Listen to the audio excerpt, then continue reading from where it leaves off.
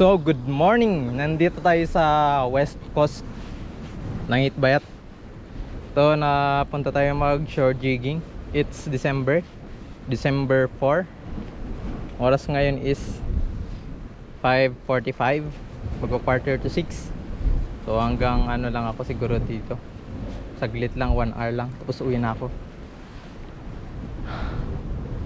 Try natin kung may madali tayo. So, gamit ko ngayon is heavy setup Solpara shore jigging 962 heavy. Jig nito is ano to, 60 to 100 grams. Tapos yung reel ko is Shimano Saragosa SW na 8000 HG.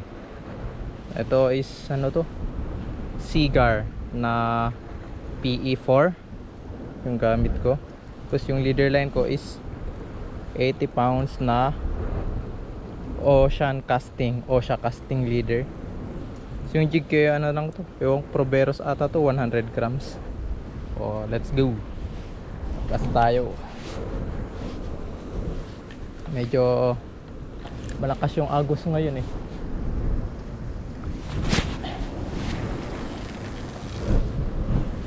Hoping na may madali. Pumunta ako kahapon din sa dagat pero ano, bait and wait lang. Try natin today, hoping na we can catch something good. Madalang ako pumupunta mag jigging ngayon kasi medyo busy. Saka madalas umuulan ngayon, December na kasi.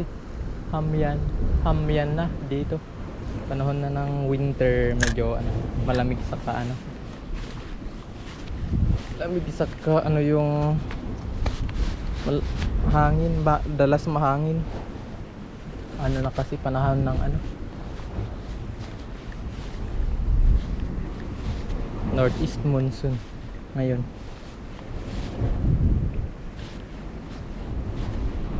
First try. Ay.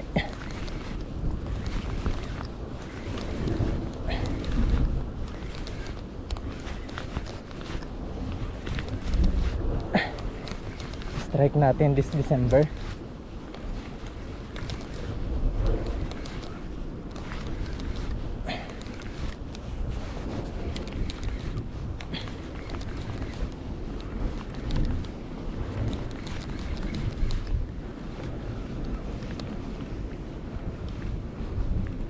Red grouper.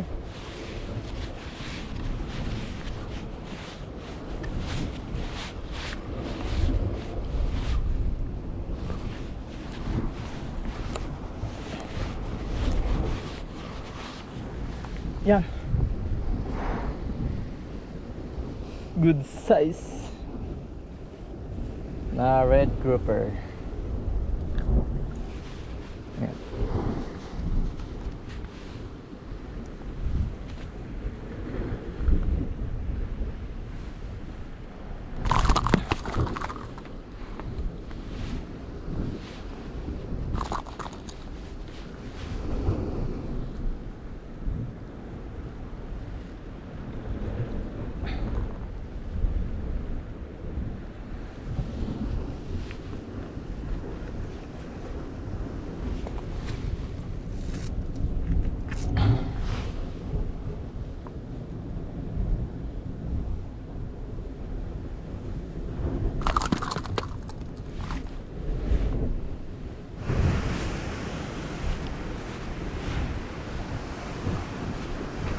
By the way, dyan sa spot dyan, banda dyan, yun ako unang nakahook up ng GT noon, pero hindi namin nahuli.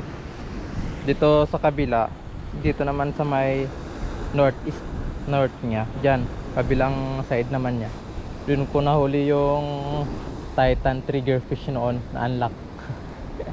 Malaki yun, dun ko nahuli yun eh, sa bait and weight.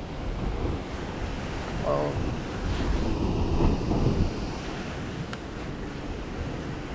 Mas madalang kasi kumagat kapag ganitong ano, pa December na, malamig na eh.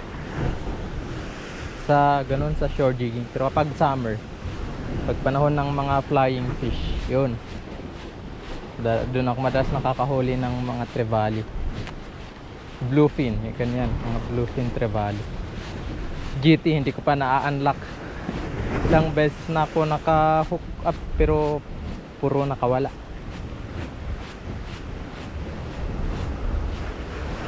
Ilan na yung pinakawalan ko, nakawala na ganyan.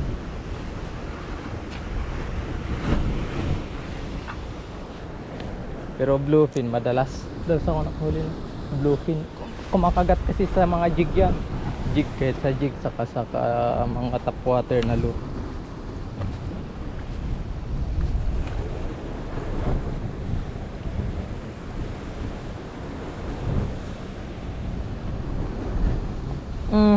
Sana may kakagat pa. By the way, isa pa lang nahuli natin.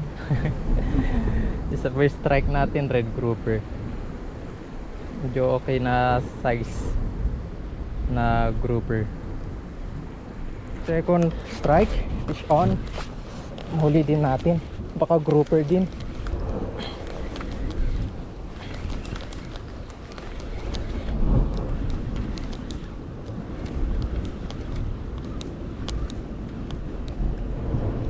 So good size din na grouper.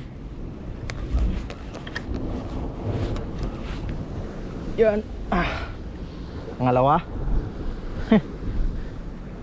Red grouper.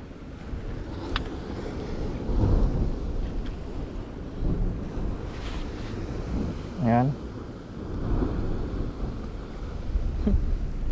Sarap pretuhin to. First class daw na isda to.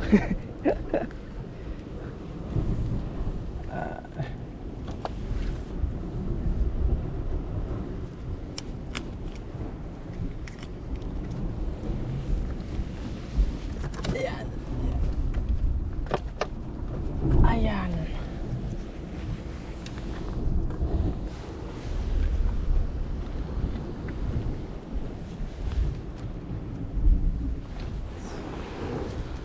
Ayan. Nakadalawa na tayo. 2 strike, 2 fish. Oops. Parehas na red grouper.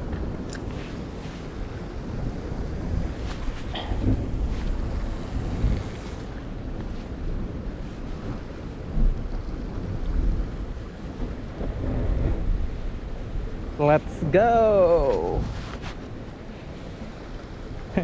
Kahit pa paano di tayo na zero, meron tayong nahuli. Di sayang ang punta natin.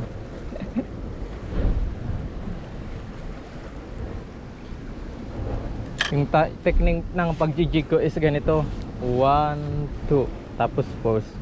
1, 2, 1, 2, 1, 2, then pause. 1, 2. Kasi kapag medyo fast jigging kasi nakakangalay, lalo na heavy setup to eh. Nakakangalay. Fast jig naman yung gamit ay yung jig ko, pero ganun yung nung kapag nag short jigging ako. Dalawang retrieve tapos pause. Dalawang retrieve tapos pause. 1, 2. 1, 2.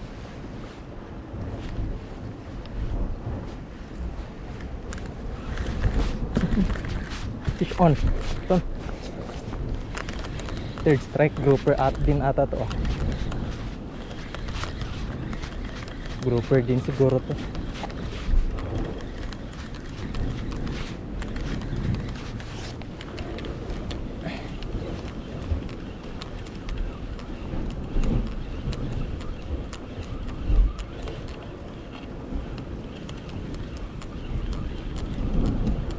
Ganyan yung kagatan ng mga grouper, mararamdaman mo na lang na bumigat. Ano to? Ay hindi, trumpet fish. Kala ko grouper eh. Trumpet fish.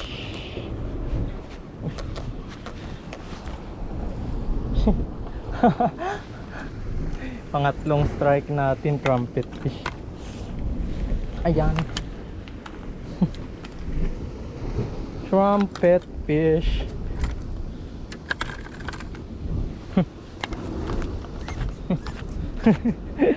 Yan. Trumpet fish. Bit ng bibig niya. Yan, pero na-hook up. Kala ko grouper. Kasi ganyan yung kagat ng grouper eh. Ano kasi, malakas yung current ngayon. Prone sa snagging kapag ano, ganito na malakas yung current. So magcast ako ng isang beses. Last cast ko sa jigging. Then try ko stick bait dun sa baba. Masyado kasing mataas dito. Mga ano siguro yung taas nito, mga 4 meters, 5. Eh, mahirap mag-cast dito ng stick bait kapag ganito na mataas. Punta ko dyan sa mas mababa. Palitan ko ng stick bait na 45 grams Nobi. Ito Nobi stick bait. Ito 160F floating to na stick bait na 45 grams. Try natin dito. Kaya muna dito bago ako dun sa baba. Pero pangit lang ng ganito sa kapag mataas yung pagkakastingan mo eh.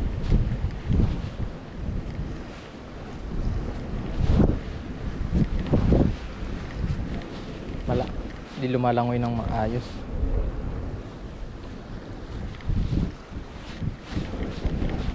Ito nga pumunta dyan sa baba. Pangit langoy niya eh.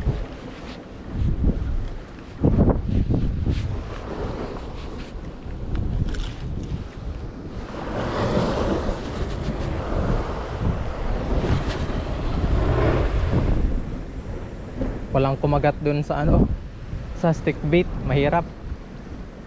So ngayon bumalik ako jigging. 2 beses na lang siguro ako magcast, tapos uwi na ako, magja 7 na kasi. Let's wait kung may kakagat pa. Siguro last ko. At least meron tayong nadali 3 strike. 2 red grouper and 1 trumpet fish. Lahat natin nahuli. So goods na yun sa 1 hour natin na short jigging ngayon. Uwi na ako ng ito na siguro yung last na cast ko. Until next time na short jigging adventure natin.